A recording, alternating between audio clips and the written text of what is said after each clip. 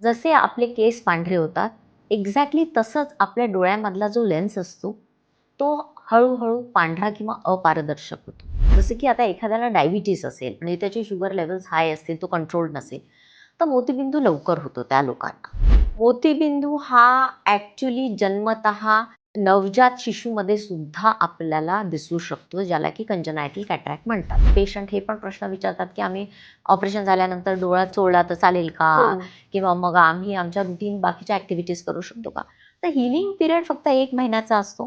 त्याच्यानंतर तुम्हाला पाहिजे ते तुम्ही नॉर्मल डोळ्यासारखा डोळा होतो तो आणि तुम्ही सगळ्या ॲक्टिव्हिटीज करू शकता. जोपर्यंत आपण कॅटरॅक्ट रिमूव्ह करत नाही, तोपर्यंत त्यांना आराम होऊ शकत नाही आणि एवढं करून आपल्याला प्रोसिजर तर तीच करावी लागते, पण नजर येण्याचे चान्सेस नसतात, कारण नस जी आहे ती दबलेली असते. ही एमर्जन्सी आहे basically lens induced glaucoma. Immediately तुम्हाला लेन्स रिमूव्ह करावा लागेल. एका स्टेजला चष्म्याने सुद्धा विजन इम्प्रूव्ह होत नाही आणि तुम्हाला ऑपरेशनच करावं लागतं.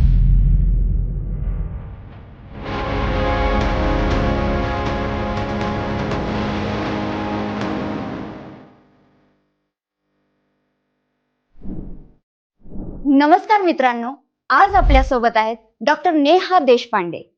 संभाजीनगरमधील 4 शतकांची परंपरा असलेले गुरुप्रसाद हॉस्पिटल, तिथे त्या कॅटरॅक्ट आणि रिफ्रॅक्टिव्ह सर्जन म्हणून कार्यरत आहेत. त्यांनी 10,000पेक्षा जास्त कॅटरॅक्ट सर्जरीज यशस्वीरित्या पार केलेल्या आहेत. आज आपल्याला त्या कॅटरॅक्ट विषयी मार्गदर्शन करण्यासाठी आलेले आहेत. मॅडम, आजच्या पॉडकास्टमध्ये तुमचं मनापासून स्वागत आहे. Thanks Vasundhara. I am really honoured to be a part of this thoughtful platform. आणि आज आपण कॅटरॅक्ट किंवा मोतीबिंदूबद्दल मॅक्झिमम जे कन्सेप्ट्स किंवा मिसकन्सेप्ट्स आहे, हे मी ॲड्रेस करण्याचा प्रयत्न करते. येस मॅम, नक्कीच. मॅम, माझा पहिला प्रश्न असा असेल, कॅटरॅक्ट म्हणजेच मराठीत मोतीबिंदू म्हणजे नक्की काय? मोतीबिंदू म्हणजे एजिंग प्रोसेस आहे. जसे आपले केस पांढरे होतात, एक्झॅक्टली तसंच आपल्या डोळ्यामधला जो लेन्स असतो, तो हळूहळू पांढरा किंवा अपारदर्शक होतो आणि तो एकदा झाला की आपल्याला तो रिमूव्ह करावा लागतो आणि दुसरा आर्टिफिशियल लेन्स म्हणजे कृत्रिम भिंगारोपण करावं लागतं. आणि तो का होतो? ते एक एजिंग प्रोसेस आहे. मोस्टली कसं आहे की मोतीबिंदू 50 किंवा 60 या वयामध्ये होतो. पण आजकाल आता लाईफस्टाईल चेंजेसमुळे, स्ट्रेसमुळे आणि इतर काही आजारांमुळे, जसं की आता एखाद्याला डायबिटीस असेल आणि त्याचे शुगर लेव्हल्स हाय असतील, तो कंट्रोल्ड नसेल, तर मोतीबिंदू लवकर होतो त्या लोकांना. किंवा एखादा किडनीचा पेशंट असेल किंवा इतर कारणांनी, तो काही कारणांनी दम्याचा पेशंट आहे आणि तो स्टिरॉइड्स घेतो आहे खूप, तर त्यामुळे सुद्धा मोतीबिंदू लवकर होतो. मोतीबिंदू हा ॲक्च्युली जन्मतः नवजात शिशूमध्ये सुद्धा आपल्याला दिसू शकतो, ज्याला की कंजनायटल कॅटरॅक्ट म्हणतात. तर त्याचे वेगवेगळे प्रकार आहेत मोतीबिंदूचे, पण mostly it is an ageing process and it is seen in age group of 50 to 60 years of age. Okay. Cataract हा सर्जरी शिवाय बरा होऊ शकतो का? नाही, तेच आहे की खूप लोकांना हा असा मिसकन्सेप्ट आहे की मोतीबिंदू झाल्यानंतर आम्ही काही ड्रॉप्स टाकल्यानंतर तो विरघळू शकतो का, किंवा आम्ही काही लाईफस्टाईल चेंजेस किंवा एक्सरसाइज करून तो घालवू शकतो का. तर मोतीबिंदू हा कशाने जात नाही. मोतीबिंदूला आपल्याला सर्जरीने रिमूव्ह करावं लागतं आणि एकदा आपण तो रिमूव्ह केला की तो पुन्हा येत पण नाही. हां, पण कालांतराने असं होऊ शकतं की काही लोकांना थोडासा पडदा आल्यासारखं किंवा धूसर दिसतंय असं वाटतं. तर आपण जी लेन्सच्या पाठीमागे एक पोस्टिरियर कॅप्सूल, ज्याच्यावर आपण लेन्स बसवलेला असतो, ते कधीकधी धूसर होतं आणि तेच धूसर झाल्यानंतर त्याला याग लेझरची ट्रीटमेंट करून आपण ते नाहीसं करू शकतो. ओके. कॅटरॅक्ट सर्जरी करण्याची काही वेळ असते का? म्हणजे जेव्हा कॅटरॅक्ट होतो ते कधीपर्यंत ती सर्जरी केली पाहिजे? बरोबर, हा खूप चांगला प्रश्न आहे आणि मोस्टली खूप लोकांचं असतं हे, की आता आम्ही टाळू शकतो का ही सर्जरी, किंवा आम्ही आता नाही केलं तरी चालेल का, किंवा आयडियली आम्ही कधी करायला पाहिजे. तर वसुंधरा, याच्यामध्ये कसं आहे ना की आता सर्जरी खूप ॲडव्हान्स झालेली आहे कॅटरॅक्टची. आपण फेको इमल्सिफिकेशन सर्जरी करतो आहे, ज्याच्यामध्ये आपण तो मोतीबिंदू ब्रेक करतो एनर्जीनी आणि त्याला इमल्सिफाय करतो, म्हणजे त्याला आपण खाऊन घेतो. तर कॅटरॅक्टच्या स्टेजवरती आणि त्या पेशंटच्या प्रोफेशनवरती बऱ्याच गोष्टी डिपेंडंट आहे. आता जसं एखादा शेतकरी आहे, तर त्याला फारसं खूप बघावं लागत नाही आहे. त्याचं जर तो त्याच्या डेली ॲक्टिव्हिटीज रुटीन व्यवस्थित करू शकतो आहे आणि तो सॅटिस्फाईड आहे, त्याच्या विजन रिक्वायरमेंट्स फुलफिल होतात आहेत, अशा परिस्थितीमध्ये तो थांबला तरी चालतो. पण तेच एखादा ड्रायव्हिंग करणारा माणूस आहे, जो की ड्रायव्हिंग प्रोफेशनमध्ये आहे, त्याला रोज तो ड्राईव्ह करतो आहे आणि त्याला पोस्टिरियर सबकॅप्स्युलर कॅटरॅक्ट म्हणजे त्याच्यामध्ये एक आवरण आलेलं असतं आणि असा कॅटरॅक्ट आल्यानंतर खूप जास्त लाईटचा ग्लेअर होतो आणि दिसत नाही. तर अशा वेळेला जेव्हा त्याला रोजच्या त्याच्या कामामध्ये अडचण येते आहे, ड्रायव्हिंगमध्ये अडचण येते आहे, तेव्हा त्याला लवकरात लवकर तो मोतीबिंदू काढून लेन्स इम्प्लांट करणं अत्यंत आवश्यक असतं. ओके. मग काही काही पेशंटमध्ये असं असतं की फक्त थोडासा पांढरा पडदा आलेला असतो, तर तो पण म्हणजे त्याची पण सर्जरी करावी लागते का लवकरात लवकर?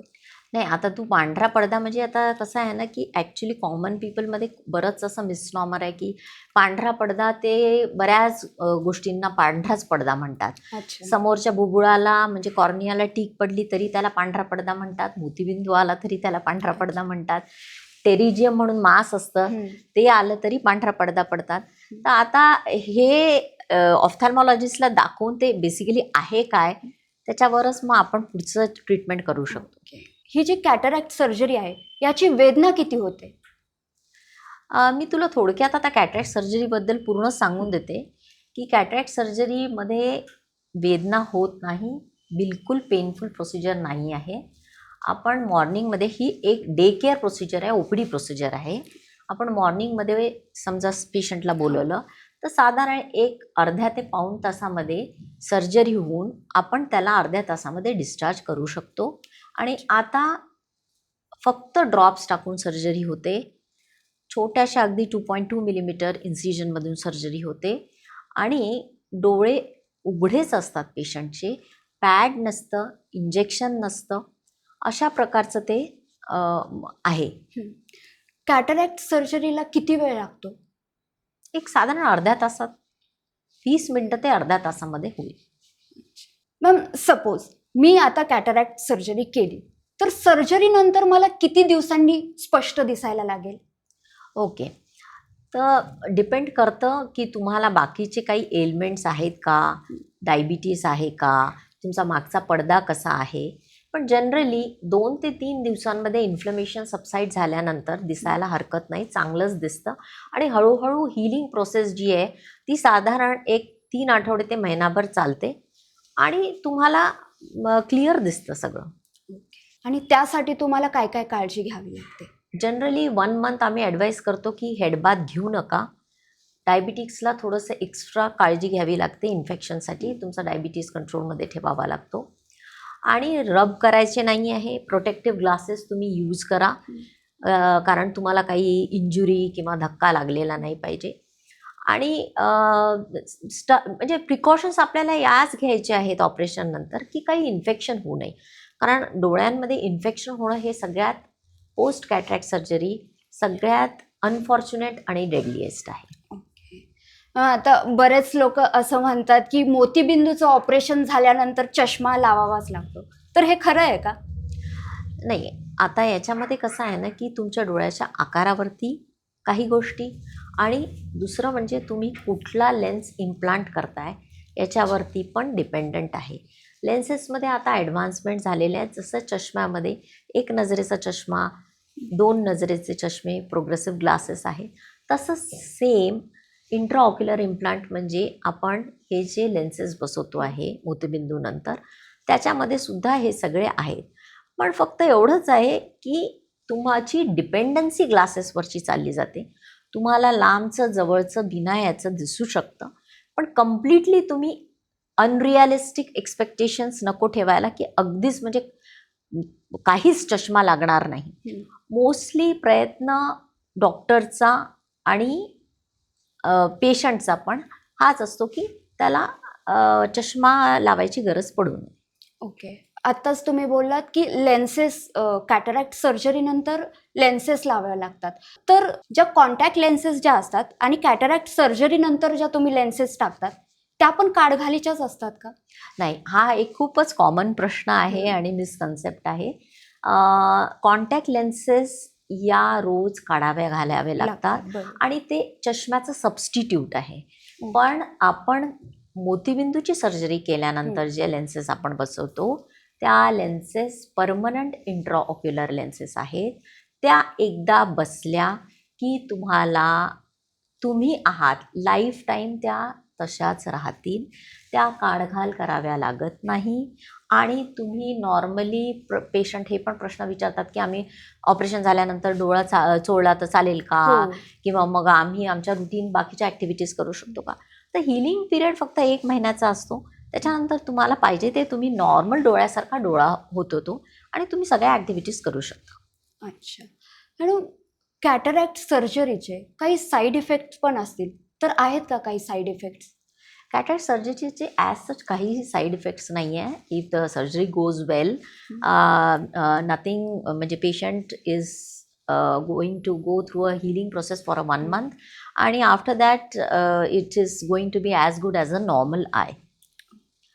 इन केस काही कॉम्प्लिकेशन्सच होतात आहेत तर मग पेशंटला त्याच्या अनुसार आपल्याला ट्रीट करावं लागतं. मॅम, बऱ्याचशा पेशंटला म्हणजे मी माझ्या आजीला जेव्हा बघते तर तिचे दोन्ही डोळ्यांना कॅटरॅक्ट झालेला आहे. तर मग आम्ही तिची दोन्ही डोळ्यांची सर्जरी एकाच दिवशी करू शकतो का? करायला आपण करू शकतोच वसुंधरा, पण बेसिकली काय आहे ना की पोस्ट सर्जरी आपल्याला फक्त इन्फेक्शनची काळजी घ्यायची आहे. तर आपण साधारण काय करतो, ज्या पेशंटला दोन्ही डोळ्यांना मोतीबिंदू आहे त्यांना एक 5 ते 7 दिवस आपण एक डोळा झाल्यानंतर वेट करतो, अँटीबायोटिक कोर्स देतो आणि मग दुसरा डोळा करतो. म्हणजे यांनी काय होतं, कारण एका डोळ्याला जर इन्फेक्शन झालं तर दुसऱ्याला पण आपण सर्जरी केलेली असेल तर त्याला पण इन्फेक्शनचे चान्सेस असतात. ओके. आता आपण बघतो की बऱ्याच मोस्टली कॅटरॅक्ट हा जे वयाने जास्त असतात त्यांना होतो आणि त्यांना बरेच पैशाचे वगैरे प्रॉब्लेम्स असतात. तर कॅटरॅक्ट सर्जरी ही खूप एक्सपेन्सिव्ह आहे का? आणि ती इन्शुरन्समध्ये होऊ शकते का? कॅटरॅक्ट सर्जरी इन्शुरन्समध्ये कव्हर होते. फक्त एवढंच आहे की इन्शुरन्समध्ये जे मल्टीफोकल लेन्सेस आहे, म्हणजे डिस्टन्स आणि नियरचे प्रीमियम लेन्सेस जे आहेत ते मोस्टली कव्हर नाही होत, कारण ते कॉस्मॅटिकमध्ये येतात. तर मोनोफोकल टोरिक्स आणि ईडी ऑफ लेन्सेस म्हणून आहेत ते कव्हर होतात. कॅटरॅक्ट सर्जरी तुम्ही कोणता लेन्स टाकताय याच्यावरती पण त्याची कॉस्ट डिपेंडंट आहे आणि तुम्ही कुठल्या हॉस्पिटलमध्ये कोणत्या पद्धतीने करता आहे, तुम्ही स्मॉल इन्सिजन सर्जरी करताय, तुम्ही फेको सर्जरी करता आहे, याच्यावरती पण कॉस्ट जी आहे ती डिपेंडंट राहील. आजकालचं आपण जीवन बघतोय की बरंच असं स्ट्रेसफुल असं झालेलं आहे. आणि तर मॅम, स्ट्रेस आणि डाएट याचा काही संबंध आहे का कॅटरॅक्टशी? हो, म्हणजे स्ट्रेसमुळे बाकीचे एलिमेंट्स जसं की डायबिटीस आहे, हे वाढतं आणि ते असोसिएटेड आहे कॅटरॅक्टची. न्यूट्रिशनल डेफिशियन्सीजमुळे पण आहे, पण ॲज सच बाकी हे असोसिएशन्स आहेत, रिस्क फॅक्टर्स आहेत. एखाद्या व्यक्तीला एकदा कॅटरॅक्ट होऊन गेलाय तर पुन्हा होण्याची शक्यता असते का? नाही, मी तुला आधी जसं सांगितलं की एकदा आपण कॅटरॅक्ट रिमूव्ह केला की कॅटरॅक्ट कधीच होणार नाही.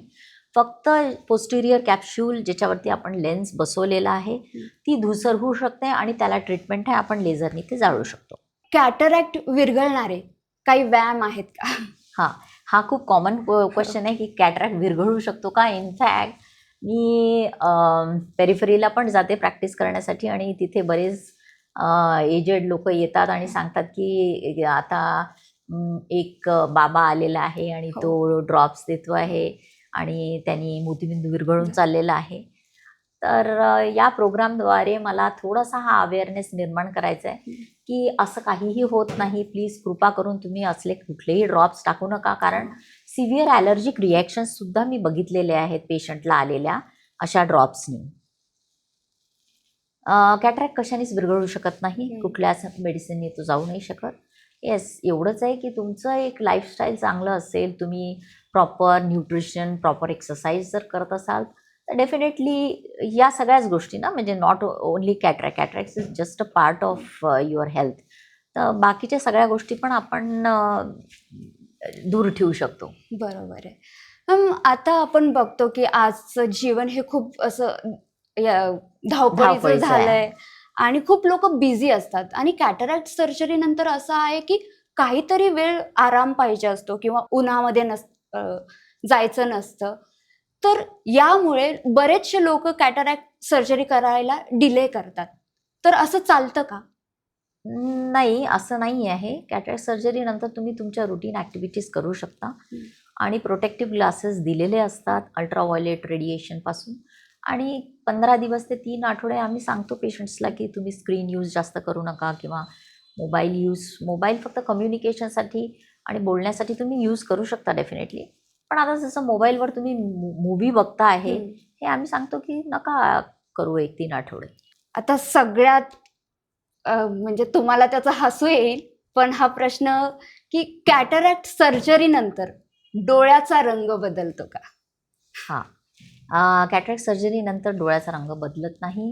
याचं कारण हे आहे की डोळ्याचा रंग हा आयरिस नावाचं एक स्ट्रक्चर असतं त्याच्यामुळे असतो आणि आपण कॅटरॅक्ट सर्जरीमध्ये फक्त लेन्स रिमूव्ह करतो आहे आणि आर्टिफिशियल लेन्स टाकतो. डॉक्टर, मोतीबिंदूमुळे काचबिंदू होऊ शकतो का?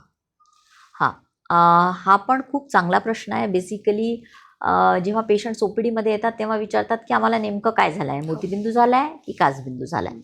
आणि दुसरा प्रश्न हा पण असतो की पहिले मोतीबिंदू होतो की पहिले काचबिंदू होतो. तर आता सगळ्यात पहिले या दोन्ही गोष्टी वेगवेगळ्या आहेत. मोतीबिंदू म्हणजे लेन्स ओपॅसिटी आहे. काचबिंदू म्हणजे काला पाणी ज्याला म्हणतात. तर त्याच्यामध्ये आपल्या डोळ्याचं जे प्रेशर असतं ते वाढतं आणि मेंदूतून येणारी जी नस असते ती स्लोली दबते. तर मोतीबिंदू खूप जास्त जर पिकला आणि तो फुटला तर काचबिंदू होऊ शकतो. म्हणजे थोडक्यामध्ये तुला एक्झाम्पल जर द्यायचं असेल तर आपला आता बेसिन आहे आणि त्याला ड्रेन आहे. जर ते ड्रेन चोकअप झालं म्हणजे त्यातला पाणी जाण्याचा रस्ता जो आहे तो बंद झाला तर ते प्रेशर वाढेल ना, त्याला काचबिंदू म्हणतात. पण जर आपण त्या सिंकमध्ये एक स्पंज टाकलेला आहे आणि त्या स्पंजमुळे ते ड्रेन जे आहे ते चोकअप झालं, तो स्पंज म्हणजे कॅटरॅक्ट आहे, फुटलेला कॅटरॅक्ट. जोपर्यंत आपण तो फुटलेला कॅटरॅक्ट रिमूव्ह नाही करत तोपर्यंत हे ड्रेन जे आहे ते सुरू होणार नाही आहे. आणि पेशंटला जेव्हा कॅटरॅक्ट फुटून काचबिंदू होतो तेव्हा सिव्हिअर पेन असते, हेडेक असतं, उलट्या सुरू होतात आणि आपण जोपर्यंत ते रिमूव्ह करत नाही तोपर्यंत त्यांचं पेन रिलीव्ह होत नाही. पेशंट्सला असं वाटतं की काही दिवस आपण राहू शकतो, पण जोपर्यंत आपण कॅटरॅक्ट रिमूव्ह करत नाही तोपर्यंत त्यांना आराम होऊ शकत नाही. आणि एवढं करून आपल्याला प्रोसिजर तर तीच करावी लागते, पण नजर येण्याचे चान्सेस नसतात कारण नस जी आहे ती दबलेली असते. ही एमर्जन्सी आहे basically lens induce glaucoma. Immediately तुम्हाला लेन्स रिमूव्ह करावा लागतो. माझा हाच प्रश्न होता मॅम की बऱ्याच लोकांना भीती वाटते की मोतीबिंदू जर फुटला तर आपली नजरच जाईल का काय, तर हे खरं आहे का? मोतीबिंदू फुटला तर नजर जाण्याची बिलकुल 100% चान्सेस आहेत. पूर्ण नजर जाऊ शकते. मी तुला तेच सांगितलं की नस जी आहे ती दबते. आणि काही लोकांना असं पण वाटतं की आम्ही जर नाही केलं तर काय होईल, तर त्याचं उत्तर पण हेच आहे. नाही केलं तर एक तर तुम्हाला दिसायचं बंद होणार आहे.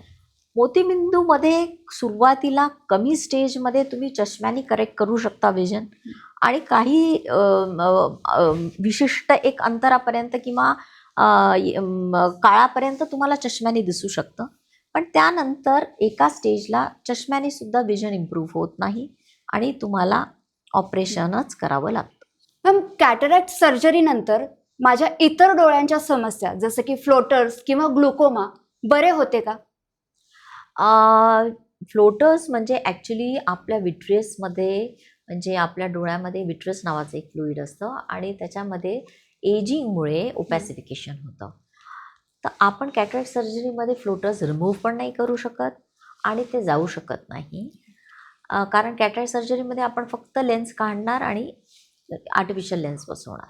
तसंच ग्लॉकोमा काही प्रमाणात कमी होतो, पण ग्लॉकोमा ही कम्प्लिटली डिफरंट एंटिटी आहे आणि कॅटरॅक्ट सर्जरीमुळे ती पूर्ण क्युअर होऊ शकत नाही. बऱ्याच लोकांमध्ये भीती असते की मोतीबिंदूचं ऑपरेशन झाल्यानंतर जी डोळ्यामध्ये लेन्स टाकतात ती सरकू शकते किंवा ती टोचू शकते. तर हे किती प्रमाणात खरं आहे? हां, एकदा तुमचा हिलिंग पिरियड पूर्ण झाला तर त्याच्यानंतर ती लेन्स सरकत नसते. बऱ्याच लोकांना असं वाटतं की आम्ही मग चोळू शकतो का हो. किंवा नॉर्मल आमच्या ॲक्टिव्हिटीज करू हो. शकतो का. तर लेन्स सरकत नाही. दुसरं एक कॉमन कंप्लेंट असते पेशंट्सची की आम्हाला टोचतं आहे आणि त्यांना असं वाटतं की आपण जी लेन्स बसवलेली आहे ती टोचते आहे किंवा ती बाहेर येते आहे. तर पोस्ट ऑपरेटिव्ह पिरियडमध्ये खूप लोकांना हे असं फॉरेन बॉडी सेन्सेशन त्यांचे जे अश्रू असतात त्याच्यामध्ये डिस्टर्बन्स झाल्यामुळे होत असतं. लुब्रिकेटिंग आय ड्रॉप्सनी हे करेक्ट होऊन जातं. म्हणजे कॅटरॅक्ट सर्जरी झाल्यानंतर तुम्ही डोळे चोळू शकता. तुम्हाला म्हणजे नॉर्मल आपण जसे डोळे हे करतो तसंच आपण शकतो. करू शकतो. मॅम, तुम्ही आत्ताच बोललात की मोतीबिंदूचं ऑपरेशन झाल्यानंतर डोळ्यामध्ये लेन्स टाकतात. तर मला असा प्रश्न आहे की ती लेन्स एकाच पद्धतीची असते की त्यामध्ये प्रकार असतात वेगवेगळे? वसुंधरा, लेन्सेस तुला मी तेच दाखवायला आणलेले आहेत. हां. याच्यामध्ये ॲक्च्युली वेगवेगळे प्रकार आहेत. अच्छा. एक्झॅक्टली जसं चष्म्यामध्ये आहे हो. एक नजरेचा चष्मा, दोन नंबर नजरेचा वाईज. चष्मा, नंबर वाईज, तसं सेम लेन्सेसमध्ये पण असतं. अच्छा. तर आता आणि याच्यामध्ये मटेरियल्स पण आहे 2, हायड्रोफिलिक मटेरियल, हायड्रोफोबिक मटेरियल. तर जनरली ही लेन्स अशी दिसते आणि आता ही मोनोफोकल लेन्स म्हणजे एक नजरेची लेन्स आहे. यांनी लांबचं सगळं दिसेल, जवळसाठी जो 40 नंतर चष्मा लागतो तसा चष्मा लागेल. आणि जर आपल्याला 2 नजरेची लेन्स टाकायची आहे तर ती ही अशी असते रिंग्सची. याच्यामध्ये लांबचं जवळचं दोन्ही दिसेल आपल्याला. याच्यामध्येच 3 नजरेची ट्रायफोकल लेन्स म्हणून पण येते. कळलं का? लेन्समध्ये फोटोसनची लेन्स असं पण असतं ज्याच्यामध्ये अल्ट्राव्हायोलेट रेडिएशनचं फिल्टर टाकलेलं असतं. माझा शेवटचा प्रश्न असा असेल मॅम की डोळ्याच्या आरोग्याबद्दल तुम्ही आपल्या श्रोत्यांना काय सल्ला द्याल? ओके. वसुंधरा, मला ॲक्च्युली स्पेसिफिकली डोळ्याच्याच आरोग्याबद्दल बोलायचं नाही आहे, कारण डोळा हा एक बॉडीचा पार्ट आहे. बरोबर. तर ओव्हरऑल मला सगळ्यांना हेच सजेस्ट करायचं आहे की स्क्रीन टाईम कमी करा. मोबाईल यूजमुळे, रेडिएशनमुळे खूप जास्त डोळ्यांबरोबर सगळ्याच गोष्टींना म्हणजे झोप डिस्टर्ब होते, मेंटली तुम्ही डिस्टर्ब होता. तर ते अवॉइड करायला पाहिजे. डोळ्यांसाठी स्पेसिफिकली अल्ट्राव्हायोलेट रेडिएशन जे आहे त्याच्यापासून तुम्ही प्रोटेक्ट करायला पाहिजे. आणि ओव्हरऑल तुमचं exercise, proper balance diet, proper sleep हे तुम्ही जर व्यवस्थित जर मेंटेन केलं तर सगळ्याच डोळ्यांबरोबर पूर्ण बॉडीचीच निगा तुम्ही चांगल्या प्रकारे राखू शकता. बरोबर आहे. आज आपल्याला डॉक्टर नेहा देशपांडे यांनी कॅटरॅक्ट म्हणजेच मोतीबिंदू याबद्दल अतिशय सोप्या भाषेमध्ये मार्गदर्शन केलं. याचा नक्कीच तुम्हाला फायदा होईल अशी मला खात्री आहे. अशाच नवनवीन माहितीसाठी आमच्या चॅनलला सबस्क्राईब करा आणि तुमचे जर काही प्रश्न असतील तर कमेंटमध्ये लिहायला विसरू नका. धन्यवाद.